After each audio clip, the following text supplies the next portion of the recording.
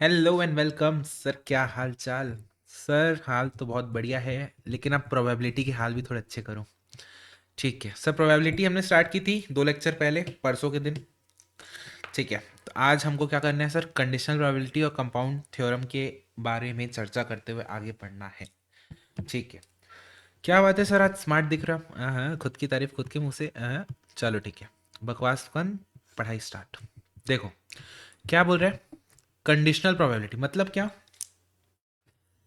देखो, दो इवेंट है, ए बी, या फिर ऐसा बोलना चाहिए एक क्लास है। एक क्लास है, क्लासरूम में कितने बच्चे बैठे हैं, सपोज 50 बच्चे बैठे हैं। ठीक है, 1 2 3 ऐसे करके बच्चे बैठे हैं। ठीक, टोटल 50 स्टूडेंट्स। मैं क्या बोलता हूँ, समझना, मैं क्या बोलता हूँ, find the probability if one of the student is picked up. कोई भी एक बच्चे को उठाते हैं। Find the probability that the chosen person is a male. एक प्रोबेबिलिटी अपन किस चीज के बारे में बोल रहे हैं, निकालने कि वो बंदा मेल हो। ठीक है, दूसरा part, find the probability that the given person has scored highest और हायर इन मैथ्स। मतलब क्या कि उसका अगर मैं स्कोर कार्ड देखूं तो मैथ्स में उसके ना मार्क्स ज़्यादा आने चाहिए एज कम्पेयर टू बाकी सब्जेक्ट। ठीक है, दोनों अलग अलग चीज़ें हैं कि भाई पहला केस क्या बोल रहा है, अगर मैंने पिक किया तो बंदा मेल होना चाहिए। सेकेंड वाला क्या बोल रहा है, अगर मैंने पिक किया तो मैथ्स होना चाहिए। सर पहली बात तो वॉइस अगर चेक करो और रिकॉर्डिंग चेक करो। यस भाई, देखना पड़ता है, हार्ट अटैक आता है नहीं तो। ठीक है, ये दो चीज़ हो गई। अब मैं जो बोल रहा हूँ ना, शब्दों पे ध्यान रखना, शब्दों को सुनना। Find the probability, find the probability that the chosen person has scored higher in maths. Sir ये तो ये वाली कहानी हो गई, that the chosen person has scored higher in maths. Higher in maths, ये तो ये वाली कहानी हो गई। इसमें नया क्या है, आगे नया आप देखना, नया देखना। Provided that the chosen person is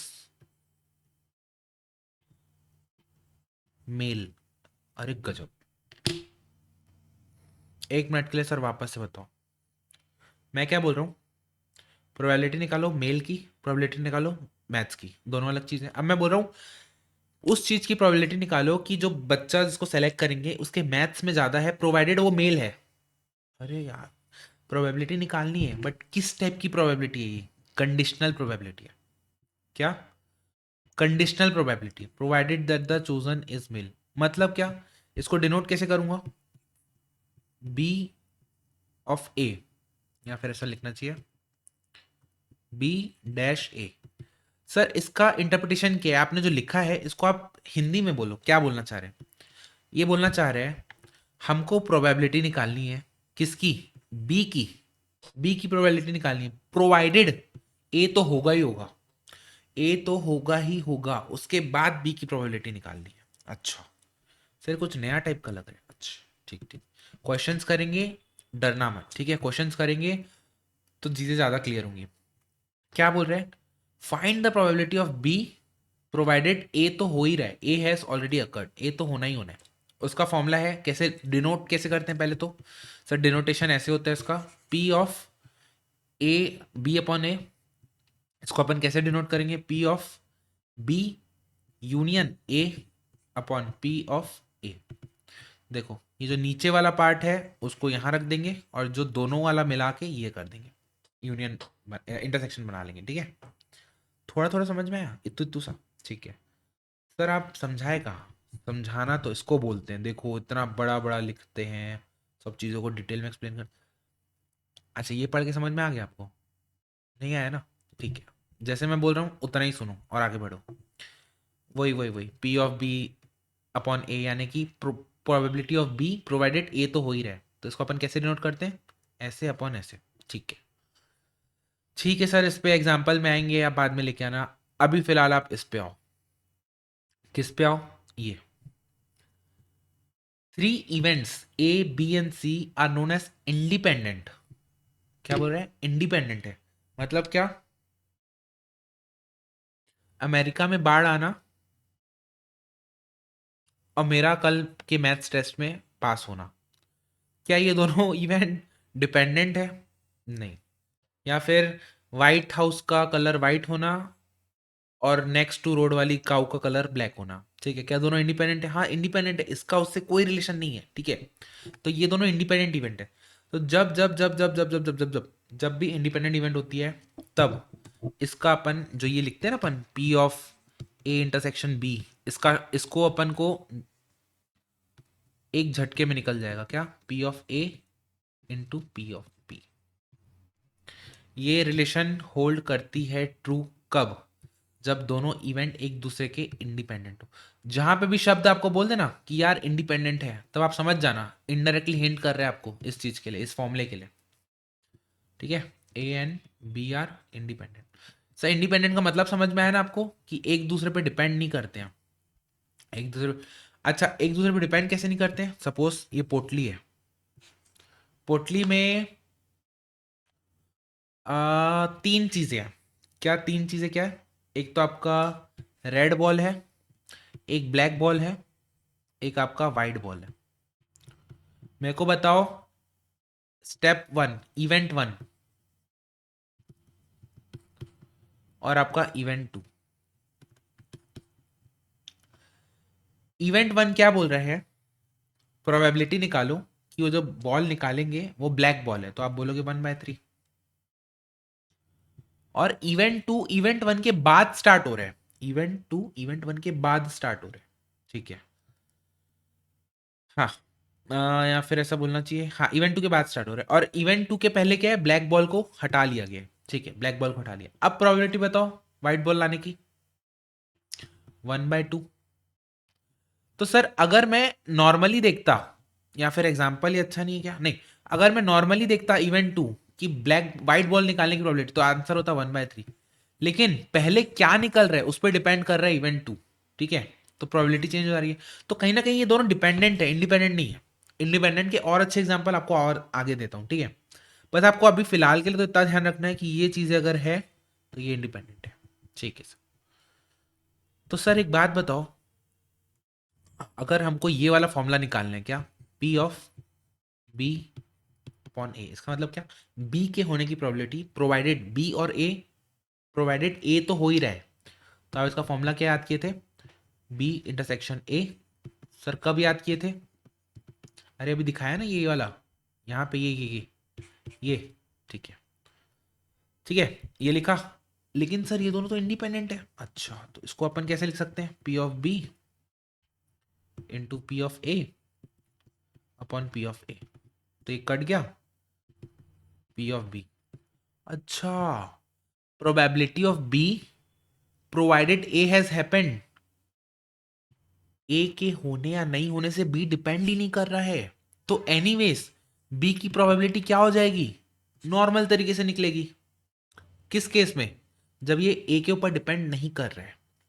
जब बी ए के ऊपर डिपेंड नहीं कर रहा है तो बी की प्रोबेबिलिटी एज इट इज निकलेगी, जैसे नॉर्मल बी निकालते हो आप, ठीक है सर।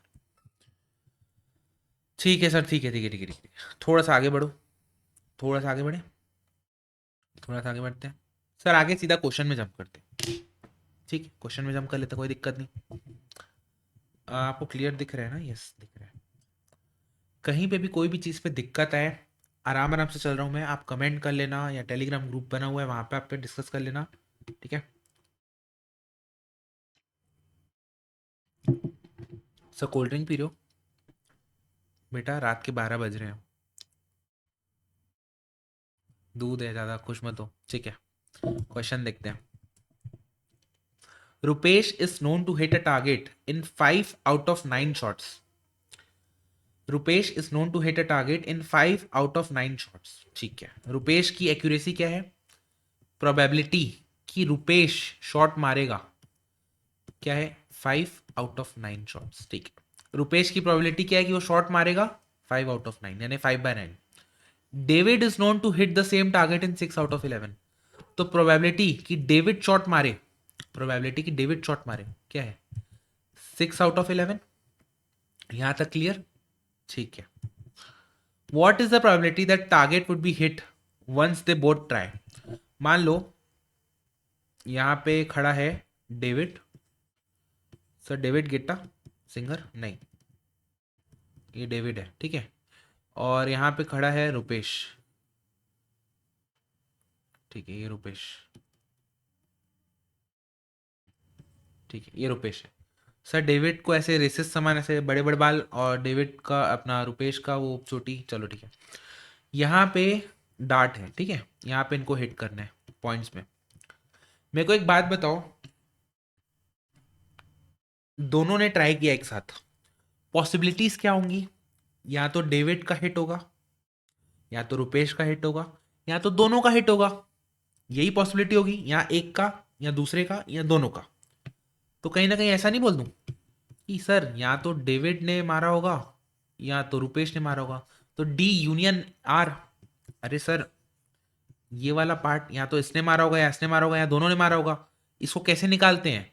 तो इसको तो यूनियन निकालते हैं ना इसका। तो सर सेट वाला चीज लास्ट क्लास में भी देखा था, यूनियन में भी देखा था। इसको कैसे निकालेंगे? इसका तो यूनियन निकालेंगे ना, ये सब ये वाले पार्ट का। ठीक है, तो मैंने क्या लिखा? डेविड यूनियन आर, ठीक है। तो यूनियन को कैसे खोलते हैं? P of D plus P of R minus P of D intersection R. क्या यहां तक कहानी क्लियर है? क्या यहां तक कहानी क्लियर है क्या? आप बोलोगे हाँ सर कहानी क्लियर है। तो डेविड का क्या था? 6 आउट ऑफ 11। रुपेश का क्या था? 5 आउट ऑफ 9। सर ये कहां से लाएंगे? ये कहानी नहीं आ गई। मेरे को एक बात बताओ, डेविड के मारने से रुपेश का मारना या नहीं मारना डिपेंड करता है क्या? अगर डेविड ने मारा तो रुपेश का शॉट हिट नहीं होगा, अगर रुपेश ने मारा तो डेविड का शॉट हिट नहीं होगा। ऐसा कुछ है क्या? नहीं। बोथ आर इंडिपेंडेंट, एक दूसरे से इंडिपेंडेंट है भाई। वो अपने तरीके से खेल रहा है, मैं अपने तरीके से खेल रहा हूं, ठीक है, इंडिपेंडेंट। तो सर जैसे ही इंडिपेंडेंट शब्द आया, हमारे कान खड़े हो गए सर, हमारे कान खड़े हो गए। इसको फॉर्मूला क्या लिखा जाता है? P of D into P of R. क्या मैं इसको ये लिख सकता हूं क्या? देखो, इस पूरे पेज में नजर घुमाओ, कहाँ गया? और मेरे को बताओ क्या इसको ऐसा लिख सकता हूँ कि नहीं, जल्दी बताओ। सर ऑब्वियसली आपने यहाँ पे तो पढ़ाया ना हमको, ठीक है, लिख सकते हैं। तो इनटू में हो जाएगा 5/9 इंटू 6/11, ठीक है। This become 6/11 plus 5/9 minus 30/99। अच्छा जी, तो ये हो जाएगा आपका एलसीएम हो जाएगा 99, और ये हो जाएगा 9 × 54 plus 55 minus 30 equals to, sir ऐसे क्यों बोल रहे हो, -30, 79/99। ये आ गई प्रोबेबिलिटी कि दोनों जब मारेंगे तो किसी ना किसी का टारगेट हिट होगा, उस चीज की प्रोबेबिलिटी है 79/99। क्या यहां तक कहानी क्लियर है क्या? यस सर, कहानी तो क्लियर है। देखो अगला क्वेश्चन देखो। यस, अगला क्वेश्चन क्या बोल रहे हैं? A pair of dice is throne together. A pair of dice, sir ये रूबिक्स क्यूब है, डाइस नहीं है। अरे एज्यूम कर लो ना, इधर 1 2 3 4 ऐसे लिखा हुआ है, ठीक है। सर आपको सॉल्व करना आता है? हाँ मेरे को सॉल्व करना आता है। कैसे सॉल्व करता हूँ सर? ऐसे तोड़ मरोड़ के ना, फिर एंड में से पीसेस को घुमा देता हूँ मैं, ठीक है। क्या बोल रहे हैं? A pair of dice is throne together. दो डाइस है, दो डाइस है, दीज आर थ्रोन टुगेदर, ठीक है। माइंड यू, यहाँ पे दो शब्द यूज होते हैं क्या? एक के बाद एक थ्रो कर रहा है, या फिर दोनों को एक साथ थ्रो कर रहे हैं। यहाँ पे क्या हो रहा है? दोनों को एक साथ थ्रो कर रहे हैं, ठीक है। And the sum of points on the two dice is noted to be 10। अच्छा, इनके ऊपर में जो सम आ रहा था, मान लो एक में 6 आया तो एक में 4, एक में 4 आया तो एक में 6, तो दोनों का सम क्या हो रहा था? 10 हो रहा था। What is the probability that one of the two dice has shown the .4? अच्छा, मतलब क्या? अब आप बोलोगे कि सर ये तो नॉर्मल क्वेश्चन लग रहे हैं, कि प्रोबेबिलिटी बतानी है कि एक ऊपर वाला 4 होगा। देखो यहाँ पे दो इवेंट है। इवेंट नंबर 1, कि दोनों का जो सम है वो क्या आ रहा है 10। इवेंट नंबर 2, उसका जो एक में टॉप है 1 हैज नंबर 4, एक के ऊपर 4 आ रहा है।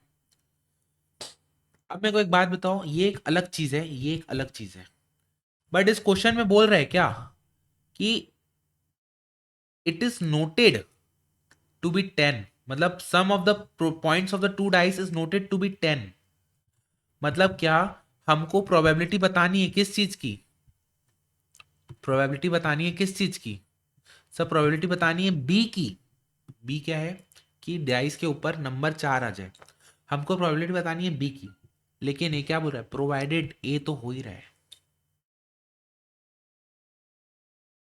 अगर मैं अलग से 2 डाइस थ्रो करता और मैं आपसे पूछता कि व्हाट इज द प्रोबेबिलिटी कि एक के ऊपर 4 आए, तो आप बोलोगे क्या बोल रहे हो सर, 4 के साथ एक आ सकता है, 4 के साथ 2, 4 के साथ 3, 4 के साथ 4, 4 के साथ 5, 4 के साथ 6, सिमिलरली एक के साथ 4, 2 के साथ 4, 3 के साथ 4, ऐसे बहुत सारी पॉसिबिलिटी बन सकती है। लेकिन मैं क्या बोल रहा हूँ, प्रोबेबिलिटी बतानी है कि ऊपर वाला 4 है, प्रोवाइडेड प्रोवाइडेड इसका सम 10 है, इसका सम 10 है।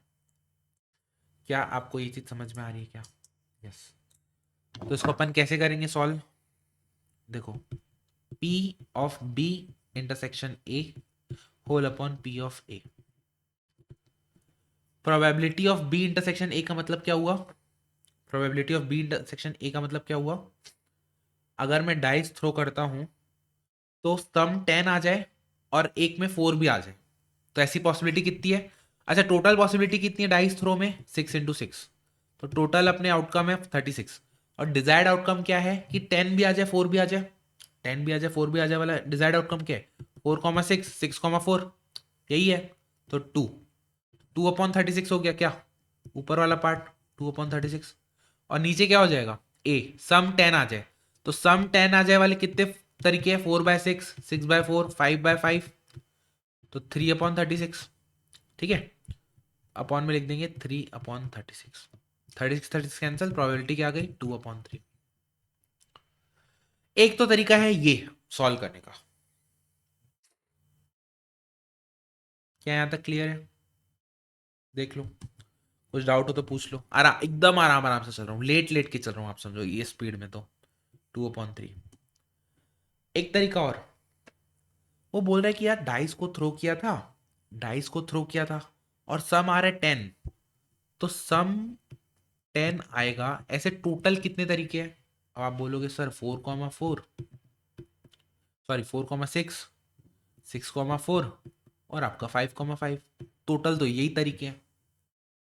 ये चीज हो गई है, डाइस थ्रो किया है, ऊपर 10 आया है, कितने तरीके से आ सकता है, 3 तरीके से, ये ठीक है। टोटल तरीका कितना है, ये डिजायर्ड तरीका कितना है कि सर ऊपर में 4 आ जाए, तो ऊपर 4 आने वाले कौन सी चीज है, एक ये एक ये, यानी कि 2 अपना डिजायर्ड है, फेवरेबल आउटकम है, और टोटल आउटकम 3 है, तो डायरेक्ट भी आ सकता है 2/3।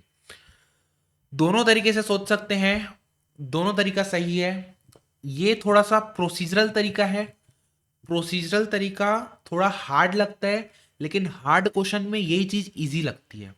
यहाँ पे तो सिंप्लीफाई हो रही है चीजें, अपन को दिख रही है क्लियर, अपन सोच पा रहे हैं, लेकिन बहुत जगह अपन नहीं सोच पाते हैं, वहां पे अपन को क्या अडॉप्ट करना पड़ता है, वहां पे अपन को ये तरीका अडॉप्ट करना पड़ता है, ठीक है। ओके सर, आई होप आपको ये चीज क्वेश्चन समझ में आया होगा। आगे बढ़े। In a group of 20 males and 15 females, अच्छा जी, ग्रुप है, मेल्स कितने हैं 20, फीमेल्स कितनी है 15, ठीक है। 12 males and 8 females are service holder, service holder कौन कौन है, 12 males and 8 females, excuse me, what is the probability, what is the probability that a person selected at random from a group is a service holder। Probability किसकी निकालनी है, probability निकालनी है service holder की। लेकिन क्या बोल रहे हैं, गिवन गिवन यानी कि प्रोवाइडेड, यानी कि वो डेफिनेशन क्या थी कंडीशनल वाली, इसकी प्रोबेबिलिटी निकालो प्रोवाइडेड। अगर नॉर्मली आपको बोलता कि ग्रुप में से कोई भी एक बंदा उठा रहे हैं, प्रोबेबिलिटी बताओ कि वो सर्विस होल्डर होगा, तो अपन क्या बोलते हैं, टोटल सर्विस होल्डर कितने हैं 20 और टोटल लोग कितने हैं 35, तो प्रोबेबिलिटी क्या है सर्विस होल्डर की 20/35, सीधा आंसर अपना ये आ जाता। लेकिन यहाँ पे ये क्वेश्चन पूछा है क्या, ये क्वेश्चन पूछा ही नहीं है। क्वेश्चन किस टाइप का पूछा है, क्वेश्चन पूछा है कि बताओ प्रोबेबिलिटी कि वो सर्विस होल्डर होगा given given given that a person selected is a male. अच्छा, प्रोबेबिलिटी निकालनी है कि वो सर्विस होल्डर हो given that the person is a male, तो क्या हो गई कंडीशनल प्रोबेबिलिटी। ठीक है, अब इसको सॉल्व कैसे करते हैं, P of S union M upon P of M. Sir S intersection M मतलब क्या, कि वो सर्विस वाला भी हो मेल भी हो, सर्विस वाला भी हो और मेल भी हो, तो कितने लोग ऐसे 12, कितने में से 35 में से, मेल भी है सर्विस वाला भी है 12/35 में। और मेल अगर निकालनी है प्रोबेबिलिटी कि वो मेल हो तो 20/35। क्या आपको समझ में आ रहा है क्या, 20/35, 35 से 35 कैंसल, 4 3 जा 4 5 जा, तो हो जाएगा 3/5। ठीक है, प्रोबेबिलिटी क्या आ गई 3/5, यानी कि 0.6। आई होप आपको समझ में आया होगा चीजें। अब देखो, अब आएगा असली खेल शुरू। असली खेल शुरू का मतलब क्या, सर यहां तक तो ना हमको दिख रहा था, हम क्वेश्चन देख के सॉल्व कर भी लेते, यहां तक का बिना फॉर्मूले के भी अपन डायरेक्ट दिमाग लगाते। गिवन मेल यानी मेल सर्विस होल्डर कितने हैं सर 20, नहीं 12, उसमें से हमको सेलेक्ट करने हैं इतने, डायरेक्टली अपन आंसर निकाल लेते सोच सोच के। लेकिन यहाँ पे असली इस्तेमाल होगा फॉर्मूले का। ठीक है, यहाँ पे इस्तेमाल होगा फॉर्मूले का, एक बार इसको कॉपी कर लेता हूँ क्वेश्चन को। सर आप टीचिंग करते हो, आपको बोलना कितना पड़ता है, यार बोलना तो पड़ता है बहुत, नो डाउट, बोलूंगा नहीं तो आपको समझेगा कैसे। In connection with a random experiment it is found that P of A is 2/3, अच्छा, P of B is 3/5, okay, P of A union B is 5/6। तो सर एक काम करो ना, P of A union B को अपन क्या लिखते हैं, पी ऑफ ए यूनियन को खोल दो, उसका फॉर्मूला खोलो, P of A plus P of B minus P of A intersection B. Sir हमको ये दिया है, हमको ये दिया है, हमको ये दिया है, सर जाहिर सी बात है जो नहीं दिया वो निकल जाएगा, निकल जाएगा कि नहीं निकल जाएगा, यस सर निकल जाएगा। 5/6 equals to 2/3, 3/5, 2/3 plus 3/5 plus sorry minus P of A intersection B, इधर उधर ले जाएं, ठीक है, P of A intersection B equals to 2/3 plus 3/5 minus 5/6, ये कितना हो जाएगा, एलसीएम क्या आ जाएगा इसका, 30 आ जाएगा एलसीएम, 20 प्लस 18 माइनस 25, तो ये कितना हो गया आपका 13/30, यही हुआ, यस 13/30। अब एक एक करके देखते हैं निकालना क्या है। पहला, सर हमको निकालना है P of A provided B तो हो ही रहा है, अच्छा, तो इसको कैसे लिखते हैं, P of A intersection B upon P of B, इसको ऐसे लिखेंगे। और सर हमने इसको तो निकाल ही लिया है क्या, 13/30, और पी ऑफ बी क्या है वो तो गिवन है 3/5, 5 6 जा 6 नीचे आएगा तो 13/18। पहला पार्ट क्या हो जाएगा 13/18, एक बार चेक कर ले, देखो 13/30 आया, पहला वाला क्या आया 13/18, कूल, यस सर कूल। अच्छा बच्चों को ये भी डाउट होता है ना, इसको कैसे सॉल्व किया, यहाँ से यहाँ कैसे लाया, तो अगर ये वाला डाउट है अगर आपको, तो प्लीज़ आप मेरे को अलग से अप्रोच करना, ठीक है, या फिर कमेंट करना, तो मैं आपको एक बेसिक छोटा सा वीडियो बता दूंगा कि उसको सॉल्व कैसे करते हैं वाले पार्ट को। Probability of B provided A तो हो ही रहा है, अच्छा जी, probability of B intersection A upon probability of A. अब तो मेरे ख्याल से आप समझ गए होगे, अब तो डायरेक्ट बन जाएगा आपको, ठीक है, बट सर फिर भी आप सॉल्व तो करा ही दो। 10 जा 13/20, third part P of A dash अरे सर, असली कहानी तो अभी चालू की आपने। P of A dash intersection B, sorry, P of A dash by B. अच्छा, इसको कैसे लिखेंगे सर? सर ए डैश क्या होता है? ए डैश मतलब ए के बाहर वाला, यानी one minus P of A. ये तो क्लियर है आपको, ठीक है। P of A dash intersection B upon P of B. Sir देखो, मैं क्या बोल रहा हूँ ना, मैंने तो आपको करा दिया ना दोनों क्वेश्चंस, ये और ये करा लिए हैं। अब आप एक काम करो ना, ये वाला और ये वाला आप होमवर्क कर लो, और ये वाला भी आप होमवर्क कर लो, तो बन जाएगा, आपसे हो जाएगा। ठीक, ठीक है, कर लेना।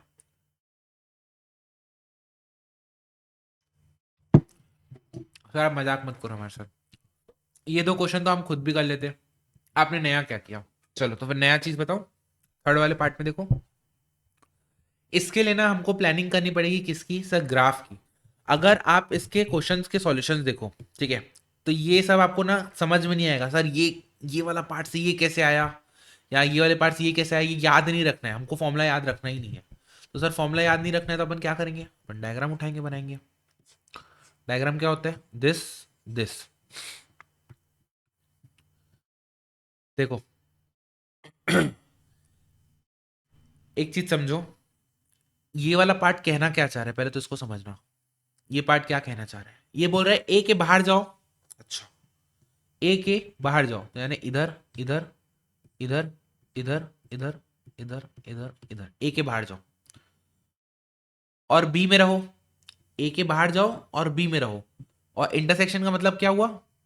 बी वाला कौन सा है? देखो, बी वाला ये हो गया,